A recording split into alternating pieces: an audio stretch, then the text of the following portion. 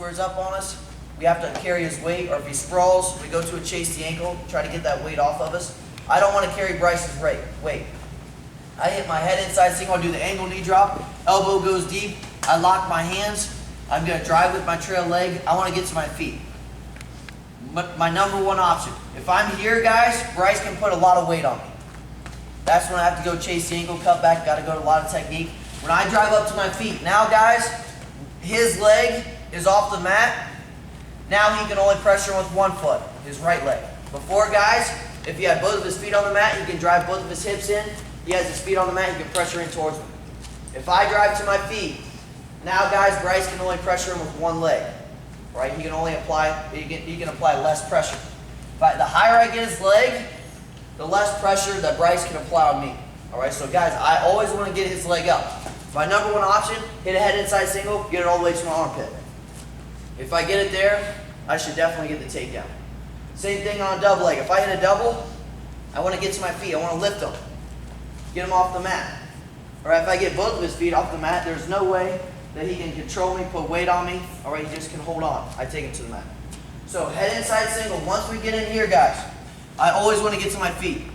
If I get to my feet, then guys, more likely, I'll get the takedown. Trail leg drives. Guys, initially, right off the shot, my elbow's deep. I'm anticipating that Bryce is going to sprawl. That's where we go chase the ankle. If he sprawls a little bit, but I can drive to my feet, here he gives me a little bit of a reaction, but I can get to my feet, I'll drive up. Here I drive, and then guys notice, I like to put Bryce's leg between my legs. Alright? Right off the shot, I had an elbow deep. Now I lock my hands, watch my arms. My arms actually go straight, and I pull his leg between my legs. My shoulder's right to his hip and his ribs. My head is in his chest. Also, guys, notice my hips. Right, the position here is very important that you guys get down. If I'm directly facing towards Bryce, Bryce, is there any weight on you? There's no weight on Bryce. Also, guys, look at all this space. All the weight is on my arms and low back here. So once I drive up, my hips are almost facing the same direction as Bryce's. You guys see that? All right, so his leg's between my legs. My right shoulder's on his hip. My left shoulder is up. I'm in my stance and I'm square with him here. My hips are almost facing the same as Bryce's here. Now I can put weight on. Here, guys, way too much space. There's no weight on Bryce. That's actually what Bryce wants. If Bryce hits a head inside single on me, he gets to his feet and he's here. You guys see this space?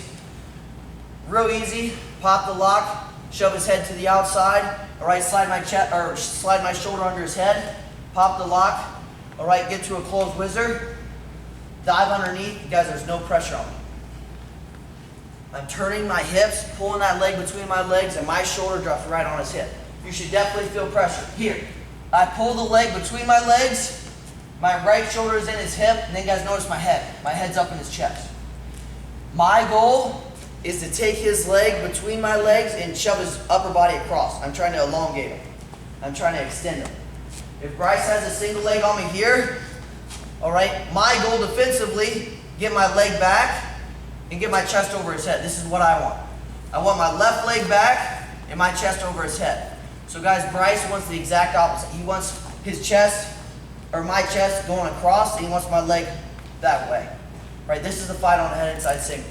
Once I drive up, I pull his leg between my legs, and I use my head to drive his chest across.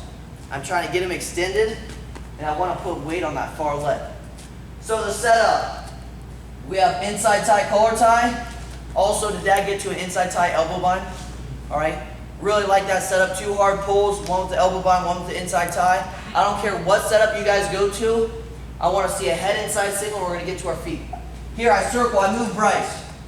Hard pull, single. I get to the single leg. Trail leg doesn't stay in front. Trail leg swings. Elbows deep. My hands are locked. I'm in a good position. Then, guys, I drive to my feet. Guys, I like my right hand.